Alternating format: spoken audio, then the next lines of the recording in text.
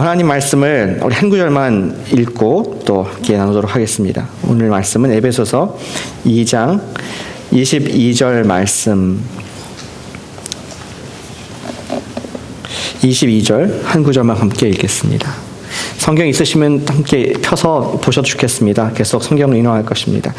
에베소서 2장 22절 말씀 한 구절 함께 한 목소리로 주님 앞에 우리 봉독을 하겠습니다.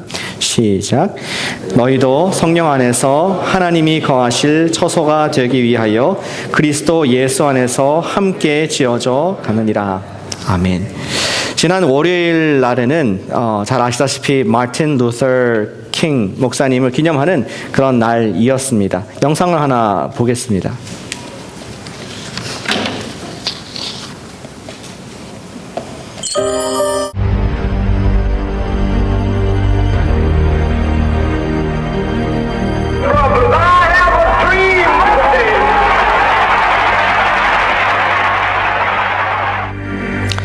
킹 목사님에게는 꿈이 있었습니다.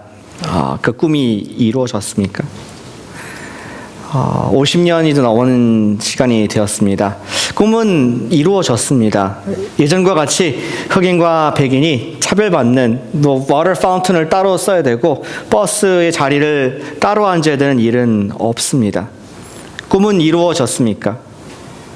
정직하게 얘기한다면은 지난 작년에 재작년인가요? 퍼거슨에서 이 백인 경찰이 흑인을 구타하고 죽인 이런 일들 보면서 꿈이 이루어졌는가?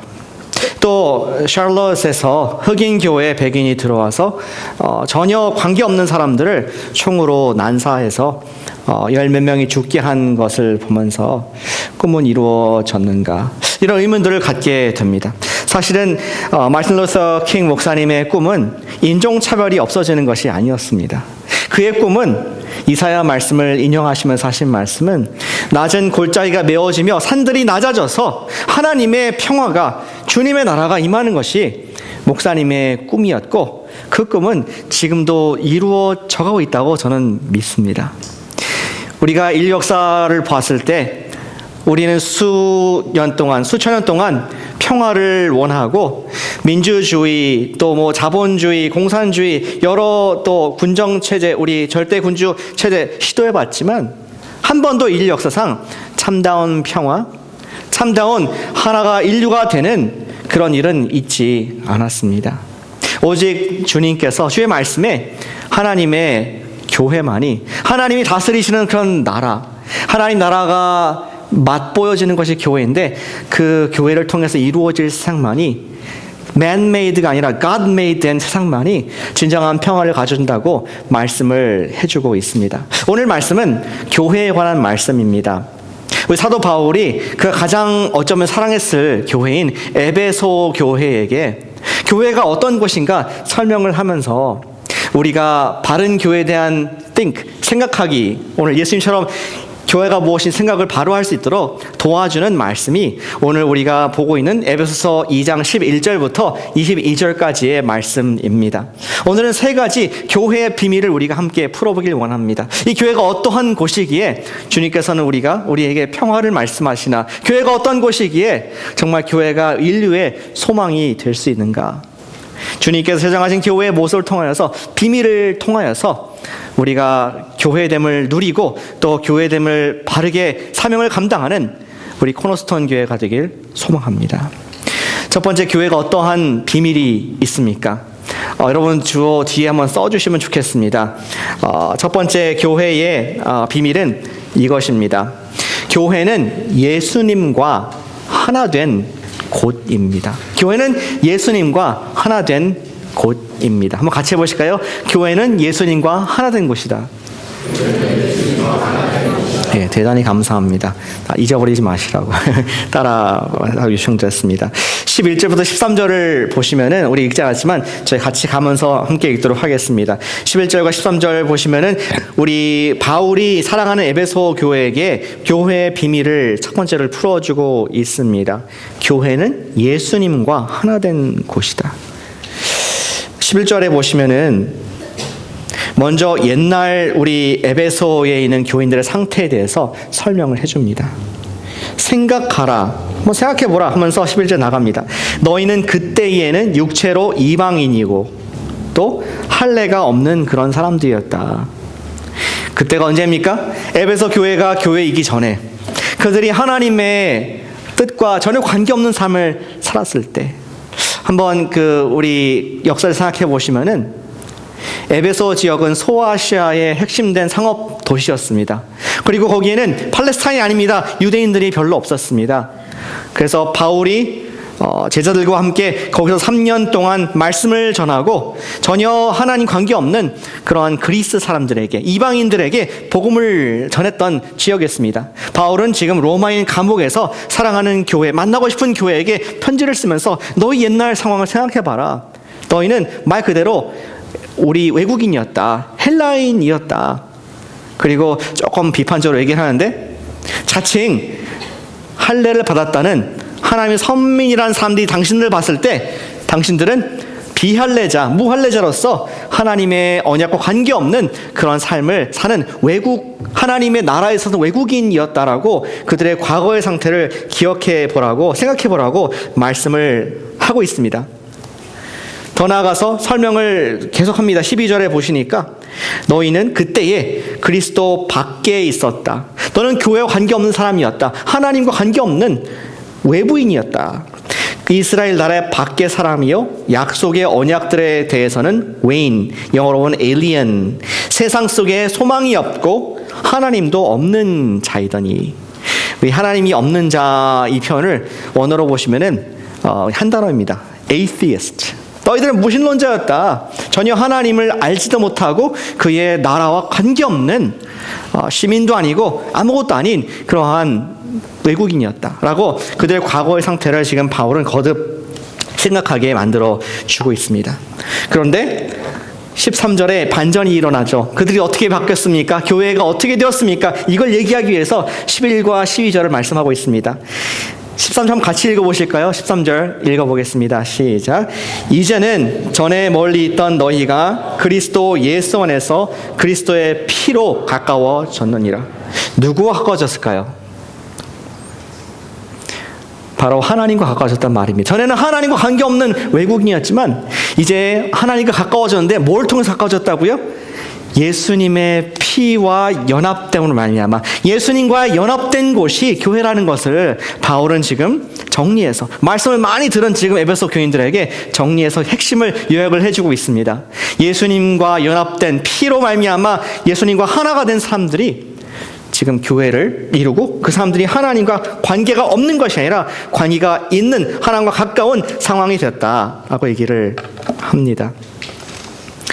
어떤 호텔에 다른 주에서, 타주에서 온 사람이 체크인을 했습니다. 근데 가족이 체크인을 했고 함께 강아지가 있었습니다. 세터를 입은 강아지, 머리도 잘 빗기고 샴푸를 하고 손톱도 깎아준 그런 이쁜 강아지를 가지고 체크인하는 것을 로비에 있는 직원들이 보게 되었습니다. 그리고 근데 며칠 후에 2, 3일 뒤에 그 직원들이 보니까 어떤 강아지가 막 그 주차장을 뛰어다니는 겁니다. 그래서 직원들이 그 강아지를 잡으려고 하는 순간 도망가고 무서워서 숨고, 그래서 잡지를 못했습니다. 근데 강아지를 보니까 털이 다 흙이 묻어서 더러워 까만색이 됐고 그 옷이 있었는데 그 옷은 헤어졌으며 많이 젖어 있는, 털이 완전히 젖어 있는 그러한 불쌍한 그런 유기견의 모습으로 보게 되었습니다. 사람들이 킹나스 하기를 저 강아지는 며칠 전에 여기서 수숙했던 그런 사람들의 강아지는 어떻게 이렇게 된 것인가? 알고 보니까 그 체크아웃을 하는 과정에서 강아지가 도망을 가게 되었고 이제 또 집으로 가야 될 상황이라서 개를 찾지 못하고 결국 떠난 그러한 일이 있었다고 합니다. 저는 이것을 보면서 창조주를 떠난 피조물의 모습이 그와 같지 않을까 생각을 하게 됐습니다. 하나님께서 우리 모두를 하나님 형상으로 아름답게 만들어 주셨는데 죄의 유혹에 따라서 세상에 여러 가지 근심과 염려, 유혹을 따라가는 말미암아 사랑하는 하나님 품을 떠났을 때 우리의 하나님의 자녀의 그 옷은 더러워졌으며 찢겼고 헐벗었고 우리는 더 이상 아름다운 애완견이 아닌 그냥 길거리에 버려진 언제든지 안락사가 될 수 있는 유기견으로 바뀌게 되었다는 생각을 하게 되었습니다. 예수님께서 너무나 우리를 사랑하셔서 오늘 13절 말씀 그것입니다. 예수님께서 당신의 펫을 우리를 찾기 위해서 당신의 현상금을 걸고, 무엇은 어떤 현상금을 걸었으니까 당신 목숨의 현상금을 걸고 누구든지 이 강아지를 찾는 사람에게 현상금을 주겠다. 당신 목숨을 걸고 찾아주신 사건이 바로 복음의 사건입니다. 그리고 이 예수님의 복음과 하나된, 예수님과 하나된 사람은 이제는 길에 버려진 그런 강아지, 정말 이 세상에서 헐벗고 찢겨지고 상처난 그런 사람이 아니라 다시 하나님의 집에 돌아올 수 있다는 그런 복음의 스토리를 우리는 듣고 있습니다. 그것이 바로 예수님의 비유 아닙니까? 저는 강아지로 표현했지만 예수님께서 탕자로 비유를 하셨습니다. 렘브란트라는 화가는 그가 탕자의 스토리를 이게 그림으로 표현을 했는데 사진이 있습니다.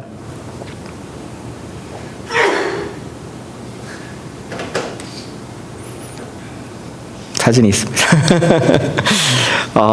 그 사진을 보시면 제가 말로 하는 것보다 훨씬 잘 설명할 수 있을 것 같아서 좀 기다리고 있는데, 우리 아버지가 서 계시며 탕자가 돌아와서 무릎 꿇고 아버지께 정말 간절하게 이렇게 사랑을 호소하고 있습니다. 그 모습 보시면 누더기가 되었고 발은 헐벗었으며 그는 상처난 온몸의 투성이가 된 사진을 보면서, 그림을 보면서 많은 은혜를 느끼게 됩니다. 이 그림은 렘브란트가 죽기 2-3년 전에 그렸다고 합니다. 아마 평생 자기가 하나님을 정어대로 섬기지 못하다가 마지막 인생의 순간에 주님께 돌아온 그런 마음을 품고 그리지 않았을까 생각을 합니다. 혹시 모르시겠지만 또 다른 그림이 있습니다. 그 그림은 이제 우리 탕자가 막 즐기는 것을 그린 그림도 있다고 합니다. 어쩌면 자기 인생이 그렇게 세상을 즐겁게 살다가 마지막 순간에 회개하고 돌아온 자기의 회개하는 모습을 그리기 위해서 이 렘브란트의 그림을 그리지 않았을까 사람들이 생각을 하게 되는 것이죠. 열심히 성경 설명하는데 그림이 나오면 좋을 것 같은데. 그래서 버스가 이제 핍박을 당하고 있습니다. 주님께서는 우리 모두를 예수님의 피로 말미암아 우리 헐벗은 우리를 깨끗하게 용서해 주시고 우리를 아들로 받아주시는 예수님과 합한 사람들을 회복시키시는 그런 사람들의 공동체를 교회로 삼아주셨다. 이 말씀, 이 진리를 지금 바울은 우리 너무 익사이팅한 마음 가운데 에베소 교인들에게 말씀을 하고 있는 것입니다. 교회는 어떤 곳입니까? 우리가 그리스도와 하나가 되어 하나님께 나아갈 수 있는 곳입니다. 조금 더 표현을 좀 바꿔보겠습니다. 그렇다면 교회의 주된 기능은 무엇입니까? 교회의 주된 기능은 영혼들이 예수님과 연합을 하는 것입니다. 교회의 주된 기능은 영혼들이 예수님과 연합, 예수님을 만나는 것인 것을 볼 수가 있습니다. 어떻게 알 수 있습니까? 우리 교회의 첫 태생을 보면은 그때부터 알 수가 있습니다. 사도행전 2장 38절 말씀을 제가 한번 읽어보겠습니다. 이 말씀은 37절까지 베드로가 지금 성령을 충만해서 성령을 받은 상태에서 거기 모여있던 사람들에게 이 회개를 촉구한 내용입니다. 베드로가 이르되 너희가 회개하여 각각 예수 그리스도의 이름으로 침례를 받고 죄의 사함을 받으라. 그리하면 성령을 선물을 받으리니. 그들은 예수님을 죽였던 유대인들이었습니다. 그들에게 얘기하기를 너희들이 지금까지 너희가 주인 되어서 살았던 죄를 지었지만 회개하라. 그리고 예수님을 믿으라. 그러하면은 너희가 성령을 받을 것이다. 이런 설교를 한 결과 어떻게 되었습니까? 41절 우리 함께 읽어보실까요? 41절 말씀입니다. 41절 말씀. 41절 말씀이 있습니다. 사도행전 2장 41절 말씀.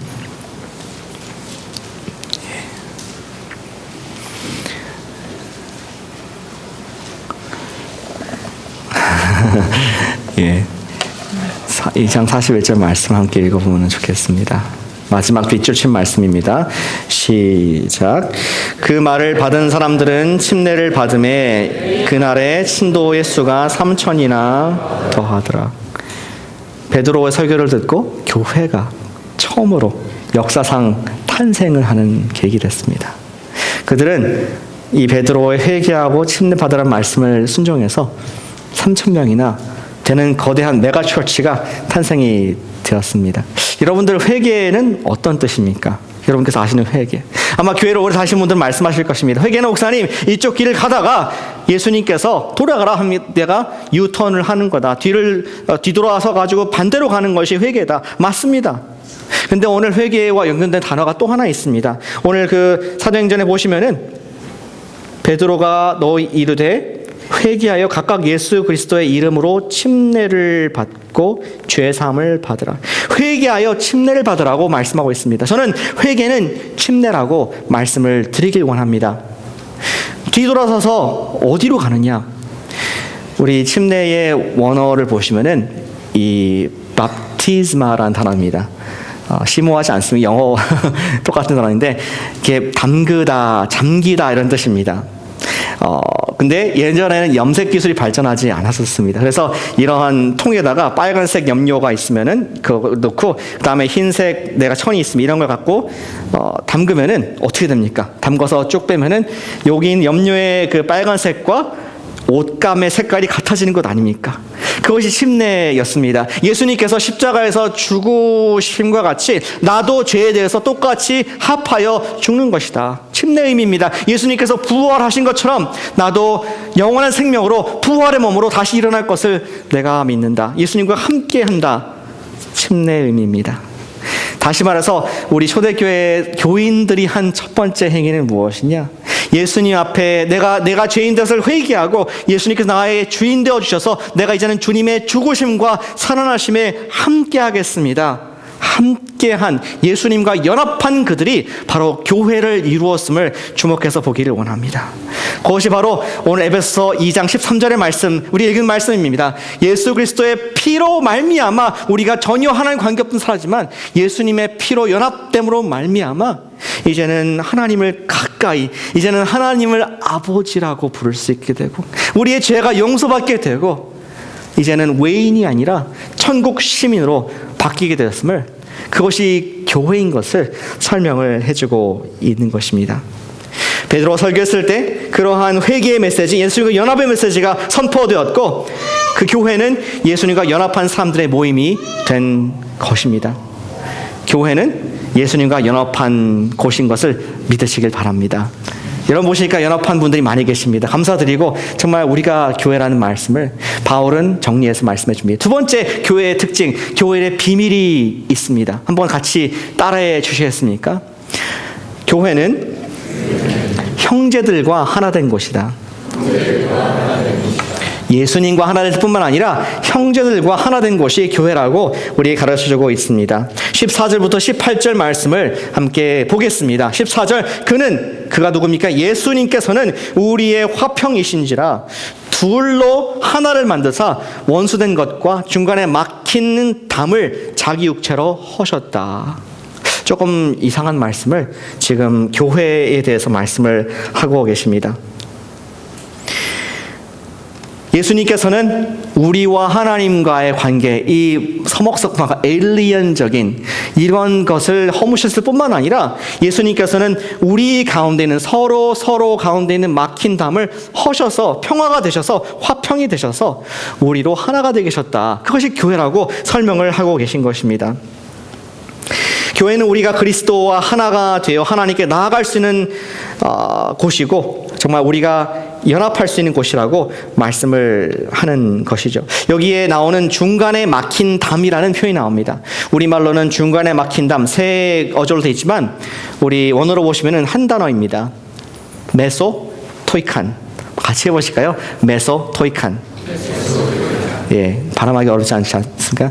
메소라는 말은 중간, middle 이런 뜻입니다. 메소포타미아, 메소소프라노, 메소 여러 가지 있지 않습니까? 중간에 토이카는 fence, 담이란 뜻입니다. 근데 이것은 그냥 happen to be 있는 그냥 이런 담이 아니라 우리 집과 집을 막는 담이 아니라 그 속에는 감정이 좀 들어 있습니다.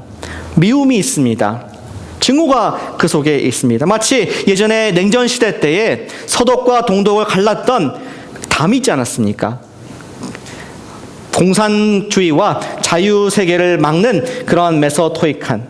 또 지금도 남한의 북쪽에 가시면은 북한과 남한을 가로짓는 휴전선이 있습니다. 메소토이칸. 어떤 의미입니까? 단순히 내 구역을 굳는 것이 아니라 너가 이쪽에 침범하면 죽는다. 나도 너한테 나가지 않겠다. 너와 나는 너무 다르기 때문에 우리가 함께할 수 없는 사람들이다. 메소토이칸. 오늘 예수님께서 말씀하시기를 우리 인류 가운데 있는 메소토이칸, 이 중간에 막힌 담을 주님께서 자기 몸으로 허셔서 하나가 될 수 있게 하셨다. 그것이 교회이다라는 비밀을 말씀을 해주고 계십니다. 어떠한, 여기 컨텍스트에서는 어떠한 원수된 것이었습니까? 그것은 바로 유대인들과 헬라인들이 이제 하나가 됐다는 말씀을 하고 있는 것이죠.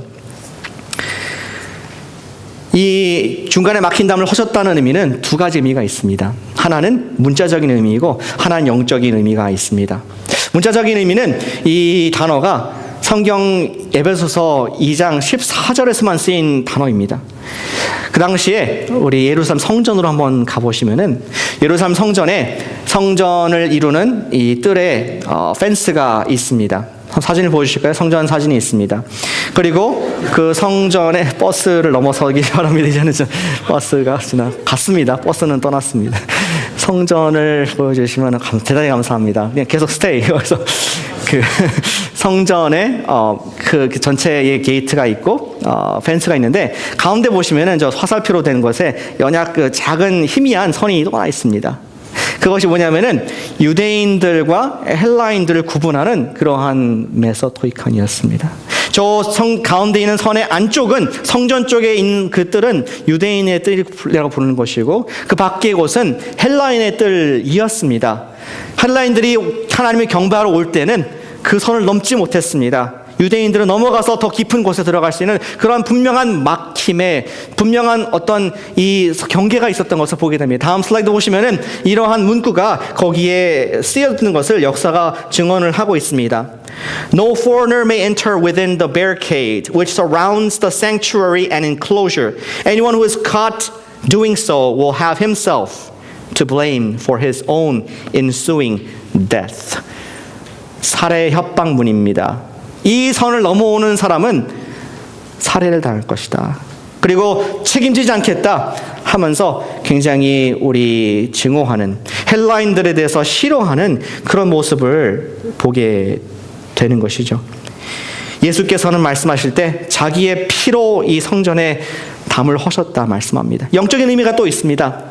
이것을 근본적으로 유대인과 헬라인을 구분했던 것이 무엇입니까? 그것은 단순히 이런 담이 아니라 하나님 말씀, 특별히 구약의 율법을 가지고 하나님께서 제정하신 것 이상으로 그들은 헬라인들을 격리하기 위해서 이런 법들을 많이 제정했는데 주님께서는 이러한 율법의 조항들을 폐하셔서 자기 몸으로 무너뜨리셔서 이제는 그들이 하나가 될 수 있게 하셨다는 말씀을 그 다음 구절 15절에서 하고 있습니다. 한번 같이 읽어보실까요? 2장 15절 말씀을 함께 읽어보겠습니다. 시작.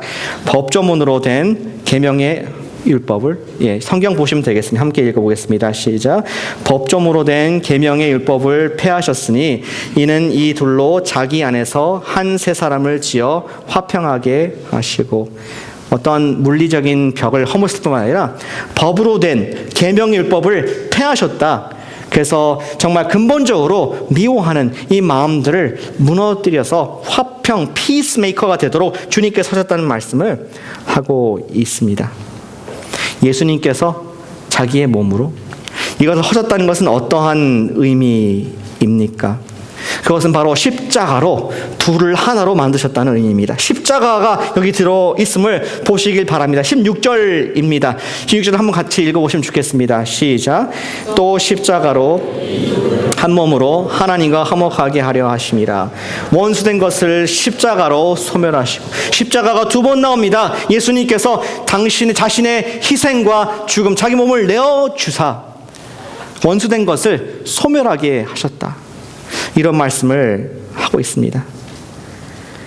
막힌 담을 허신 예수님. 우리 기억하시죠? 예수님께서 십자가에서 엘리 엘리 사박다니 하면서 죽으실 때에 성전에 있던 지성소와 성소를 연결했던 막 커튼인데 그것이 위에서부터 아래까지 쭉 찢어졌습니다. 그것은 우리가 하나님께 가까이 나아갈 수 있는, 아까 첫 번째 봤죠? 예수님과 연합함으로 말미암아 하나님께 나아갈 수 있는 길을 활짝 열어주셨다는 뜻입니다.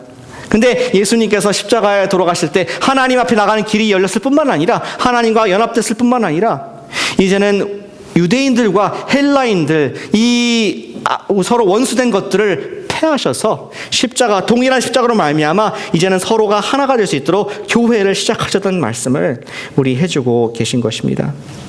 그래서 이제는 유대인들이 따로 예배드리고 헬라인들이 따로 드리는 것이 아니라 교회라는 새로운 공동체에서 나와 다른 너가 함께 한 성령으로 창조주께 나아갈 수 있게 됐다. 그것이 교회이다. 비밀을 우리에게 말씀을 해주고 계십니다.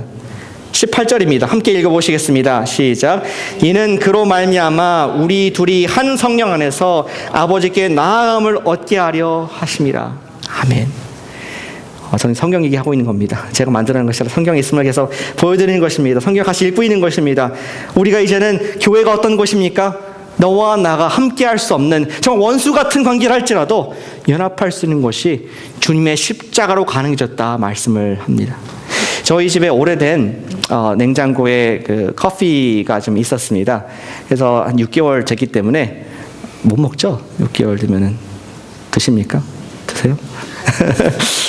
좀 아무리 커피를 좋아해도 그래서 이 커피 빈을 좀 빼서 그냥 거실에 놓으면은 향이 좀 나지 않을까 이러한 바람을 가지고 놨습니다. 근데 2, 3일이 지났는데 아무런 향이 안 나는 겁니다. 너무 실망스러웠습니다. 어떻게 할까? 근데 만약에 여러분께서 동일한 커피 빈을 가지고 커피를 해 먹어야겠다. 그래서 그거를 그대로 커피 메이커에 넣고 뜨거운 불을 부으면은 맛있는 향이 좋은 커피가 나옵니까? 그게 아니고 커피 빈이 깨져야지. 빈이 부서져서 또 다른 형태의 분말로 될 때에 거기에 뜨거운 물을 붓고 맛있는 향기 나는 커피가 우리 아침을 깨우게 되는 것이 아닙니까?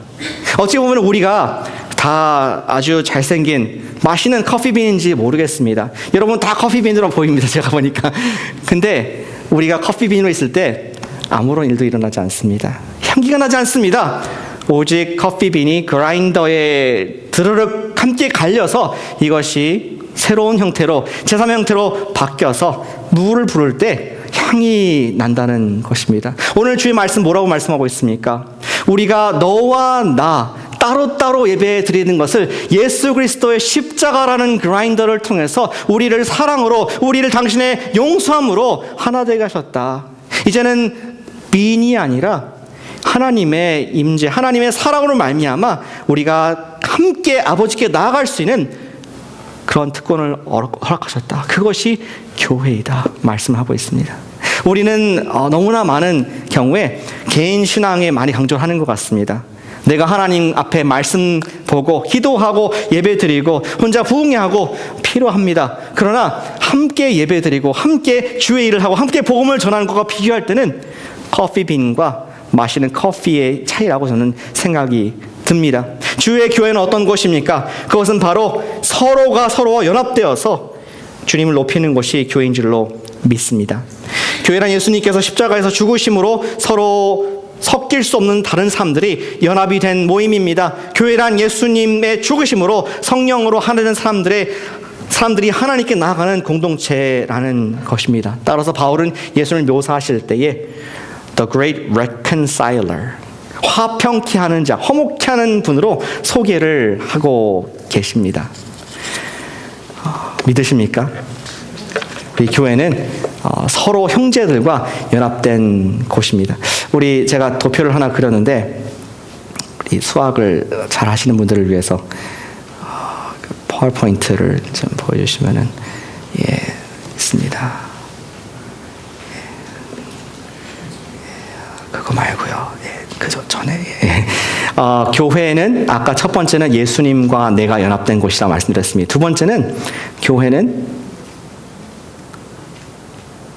다음 슬라이드를 예수님과 나 그리고 예수님과 너 이런 사람들이 모인 곳이 교회라고 지금 말씀하고 있는 것입니다. 교회는 예수님과 조인한 나 그리고 예수님의 자녀가 된 너 우리가 함께 조인되는 것이 교회이다. 이런 말씀을 바울이 하고 있다는 것이죠. 그러나 세 번째 교회의 비밀이 있습니다. 바울은 더 이 예화를 더 확장해서 이제 그 새로운 상태가 된 우리를 묘사를 하고 있는데 건물의 비유를 하고 있습니다. 어떠한 비유를 합니까? 벽돌의 비유를 합니다. 돌의 비유를 합니다. 이제는 우리가 여기 보시면은 2장 19절에 보시면은 우리가 외인도 아니고 나그네도 아니고 시민이다, 하나님의 가족이다 얘기하면서 우리가 사도와 선지자들의 터 위에, 예수의 터 위에 이 두 선지자와 사도가 세워졌는데 그 위에 지어져가는 그러한 집이다, 또 다른 어떤 것을 지어져가고 있다 말씀하고 있습니다. 이제 세상이 볼 때 우리를 벽돌로, 커피빈으로 보는 것이 아니라 우리를 볼 때 하나님께서 지어가는 집으로, 성전으로 교회를 본다라고 말씀을 하고 있습니다. 21절에 그의 안에서 건물마다 연결하여 주 안에서 성전이 되어간다. 그래서 함께 지어져 간다는 말씀을 우리가 22절에 읽을 수가 있었습니다. 그림 한번 보여주실까요? 우리 교회는 그러한 곳입니다. 우리 벽돌로 있는 곳이 아니라 예수 그리스도의 코너스톤, 모퉁이 돌, 코너스톤은 기준돌입니다. 건축에 있어서 가장 중요한 돌입니다. 이 기준돌이 중심이 되어서 그 위에 우리 부장님들, 목자님들, 성경교사들, 또 실행위원들께서 그 위에 예수 그리스도의 말씀에 세워져서 그 이상 우리 목장 가족들, 또 부서원들, 사역 공부를 들으시는 분들의 이 벽돌들이 세워져서 for what? 우리 벽돌을 위해서 쌓는 것이 아니지 않습니까? 하나님의 성전으로, 하나님께서 임재하시는 곳으로 지어져 간다는 말씀을 우리에게 말씀해 주고 계신 것입니다. The presence of God. 교회는 어떤 곳입니까? 하나님의 임재가 있는 곳입니다. 아까 다시 공식을 보여주시죠. 교회는 어떤 곳입니까? 아까 말했던 나와 예수님의 연합이 있는 곳, 그리고 너와 예수님의 연합이 있는 그러한 사람들이 함께 모여서, 무한대로 모여서, 그 다음 슬라이드에 예수님의 성전으로 하나님께서 거하시는 그러한 임재가 있는 곳으로 지어져 가는 것이 교회이다 말씀하고 있습니다.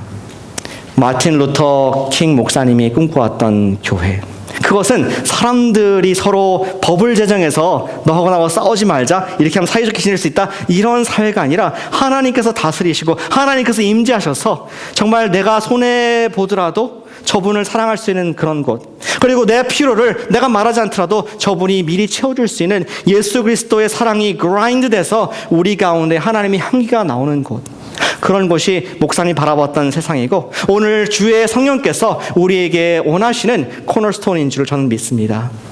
교회는 함께 할 수 없는 사람들이 함께 하나님께 나가는 공동체, 예배를 드리는 공동체입니다.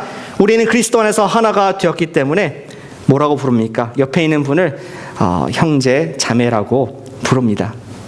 우리 문 밖을 나가시면은 최 교수님이 될 수도 있고, 또 CEO 킴이 되실 수도 있고, 또 학생이 될 수도 있고, 부장이 될 수도 있고, 우리 가정주부가 될 수도 있습니다.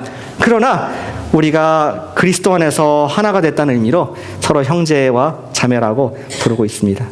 때로는 우리 어르신들한테 좀 부르기가 죄송할 때가 있습니다. 그래서 그냥 어머님, 아버님 그렇게 부르는데 좀 한국 정서에 맞게끔 하시기를 바랍니다. 우리 옆에 분 한번 불러보실까요? 형제님, 예수님을 너무 닮으셨습니다. 축복합니다. 자매님, 축복합니다. 말씀하겠습니다. 예. 교회에서 그냥 쓰는 칭호가 아니라 저희는 정말 이 하나님의 말씀의 기초 위에 교회가 예수님의 사랑 안에 우리가 하나 됐다는 의미로서 믿음으로 형제라고, 믿음이라고 잘 안 떠오를 때가 있지만 자매라고 부르고 있는 것입니다. 세상에서 하나님 임재를 경험할 수 있는 첫 번째 곳이 바로 교회인 것이죠. 이를 지칭해서 우리 4세기의 교회의 아버지였던 크리스토스톰 목사님은 이렇게 설교를 했습니다. 그리스도께서 우리를 새로운 수준으로 높이신 것이 아니다. 그러나 우리가 하나가 되는 더 위대한 것으로 바뀐 것이다. 마치 한 사람이 은으로 된 상을 녹이고 다른 사람은 납으로 된 상을 녹여서 두 개를 합하여 금이 되는 것과 비슷한 것이다. 은과 납이 합해서 은납이 되는 것이 아니라 금으로 바뀌게 되는, 우리가 내가 녹아지고 상대가 녹아지고 예수 그리스도의 영광이 드러나는 것이 교회의 신비다 말씀을 하고 있습니다.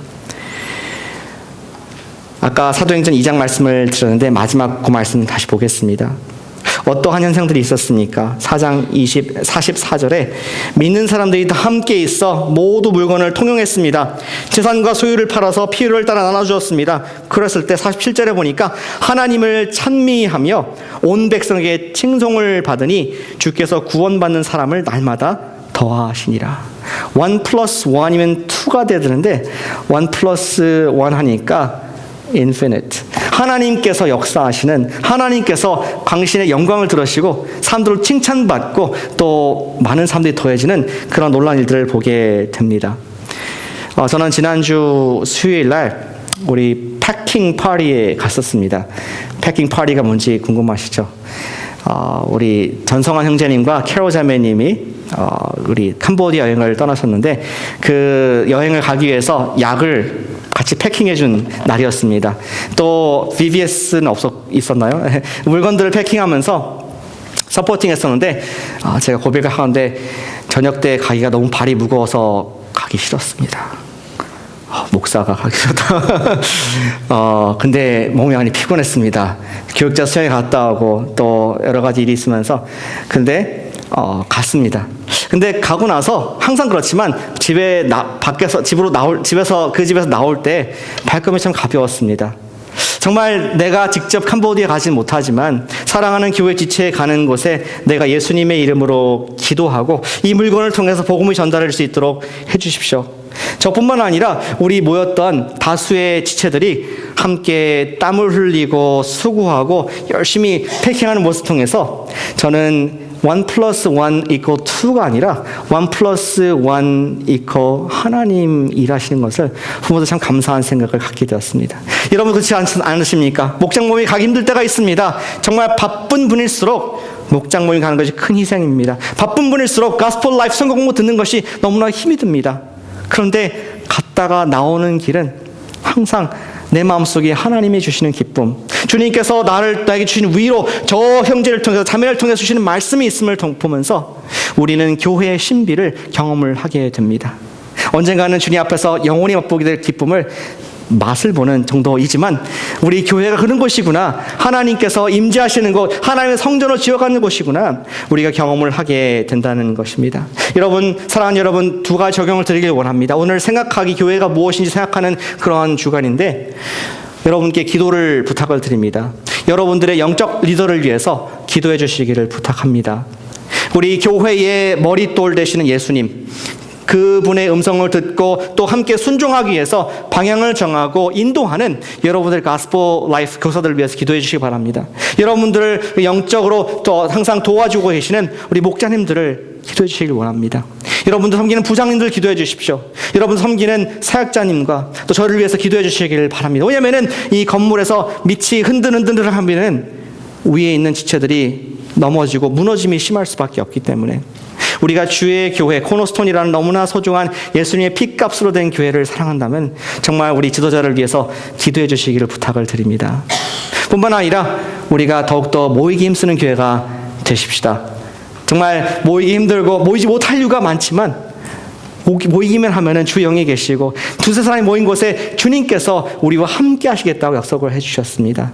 우리가 더 힘써 모이고 힘써 기도하고 힘써 예배하고 힘써 서로를 온전히 사랑할 때 그곳이 마틴 루터 킹 목사님이 꿈꿔왔던 예수의 공동체, 하나님의 나라, 샬롬의 곳이 바로 코너스톤에 펼쳐질 줄로 믿으시고 실천하는 우리 되기를 축복합니다. 기도하겠습니다.